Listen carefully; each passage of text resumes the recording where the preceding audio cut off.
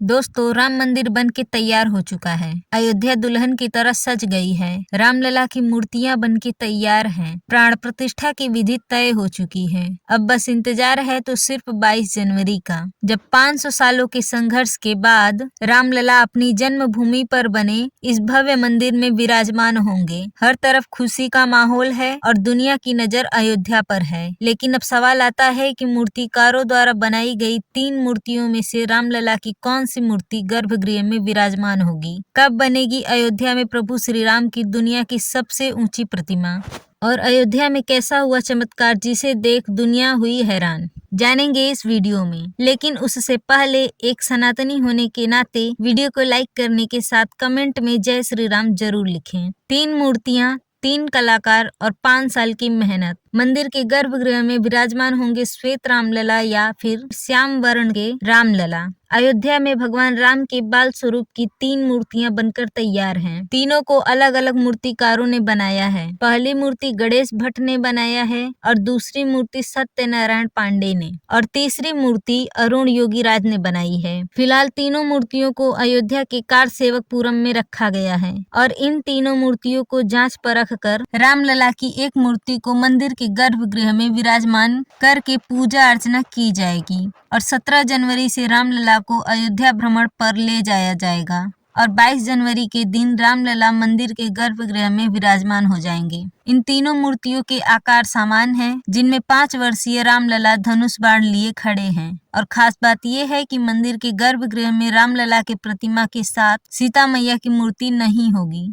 क्योंकि ये रामलला का बाल स्वरूप है। मूर्ति की ऊंचाई 51 इंच है और सोने के जिस सिंहासन पर रामलला विराजमान होंगे उनकी ऊंचाई 8 फीट पर होगी। रामलला कमल के पुष्प पर खड़े होंगे और गर्भगृह में इस प्रतिमा को ऐसे स्थापित किया जाएगा कि 30 मीटर की दूरी से भी भक्तजन इनका दर्शन कर पाएं। और शायद आप लोगों में से कम लोगों को ये पता होगा कि भगवान श्री राम की भव्य प्रतिमा बनाई जा रही है। लगभग 181 मीटर ऊंचाई वाली ये प्रतिमा स्टैचू ऑफ यूनिटी जितनी ऊंची होगी, लेकिन सिंहासन पर छतरी के साथ इस प्रतिमा की ऊंचाई 251 मीटर होगी। इस प्रतिमा के साथ स्टैचू ऑफ लॉर्ड रामा दुनिया का सबसे ऊंचा स्टैचू बनेगा। उत्तर प्रदेश सरकार ने ये प्रोजेक्ट स्टैचू ऑफ यूनिटी बनाने वाले कंपनी को सौंपी है और इस बजट पर लगभग 2500 करोड़ रुपए खर्च किए गए हैं। स्टैचू का डिजाइन भी तैयार हो चुका है और राम मंदिर के उद्घाटन के बाद प्रभु श्री राम की प्रतिमा को बनाने का कार्य जोरों शोरों से किया जाएगा। इसे तैयार करने में लगभग 3 साल लग जाएगा। इस वक्त अयोध्या से ऐसी खबर आ रही है जिसे सुनकर आपका दिल तेजी से धड़कने लगेगा और मुंह से निकलेगा सिर्फ जय श्री राम। जैसे कि आप सभी जानते हैं कि जब लंकापति रावण ने माता सीता का हरण किया था तो पक्षियों के राजा जटायु ने रावण को रोकने की कोशिश की थी, मगर रावण ने अपनी तलवार से जटायु के पंख काट दिए थे। तब घायल जटायु ने ये खबर श्री राम को देकर अपने प्राण प्रभु श्री राम की गोद में त्याग दिए। इन जटायु यानी कि गिद्धों को पर्यावरण का मित्र माना जाता है, क्योंकि वो मृतक प्राणियों के अवशेषों को खाकर पर्यावरण को स्वच्छ बनाए रखने में महत्वपूर्ण भूमिका निभाते हैं। हालांकि पिछले कई सालों से